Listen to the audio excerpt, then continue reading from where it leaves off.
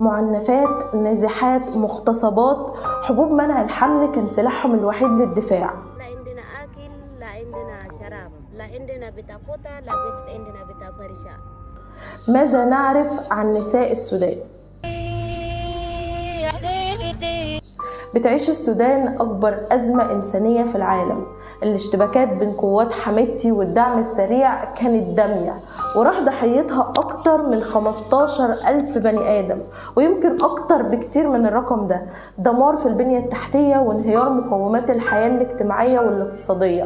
وبحسب تقارير الأمم المتحدة شهدت السودان أكبر أزمة نزوح في العالم بعدما تم إجبار 12 مليون شخص على الهروب، ونزوح أكتر من 2 مليون للدول المجاورة.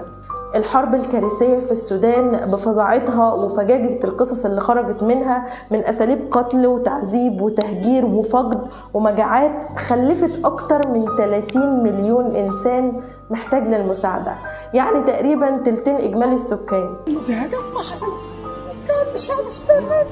ظل صعوبة وصول النازحين للغذاء والخدمات الأساسية وندرة الموارد الطبيعية بتنتشر أمراض زي الكوليرا والحصبة في مخيمات اللاجئين والنازحين.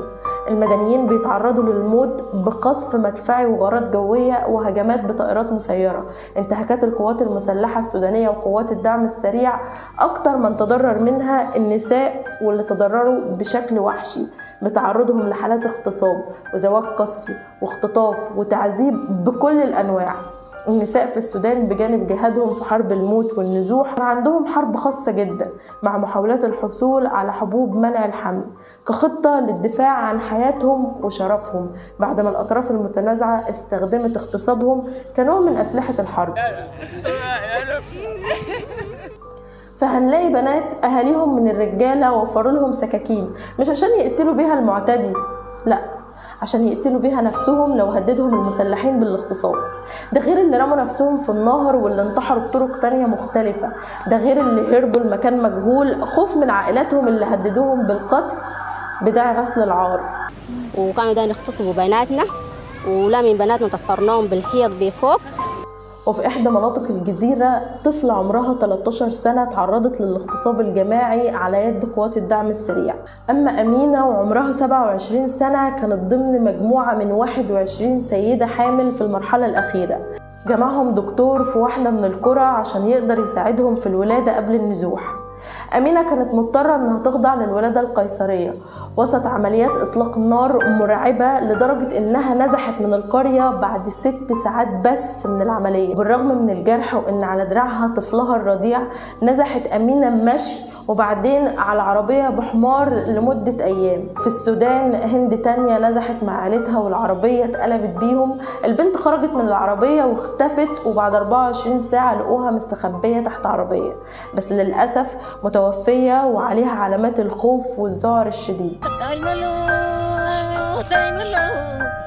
في السودان مش بس السيدات والبنات الكبار هم اللي بيتم اغتصابهم، فبحسب تقارير أممية حالات الاغتصاب طالت أطفال عمرهم سنة واحدة. ومن بداية 2024 تم تسجيل 221 حالة اغتصاب لأطفال، 66% منهم فتيات و33% ذكور، وبينهم 4 بعمر سنة واحدة.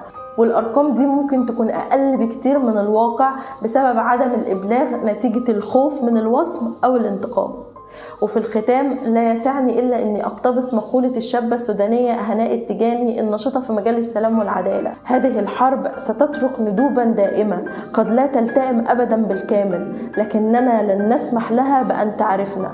سنحول هذا الحزن إلى فعل وهذا الألم إلى مقاومة. نضالنا ليس مجرد صراع من أجل البقاء، بل هو رؤية واستعادة ووعد بسودان خارج اشتراطات العنف والحرب.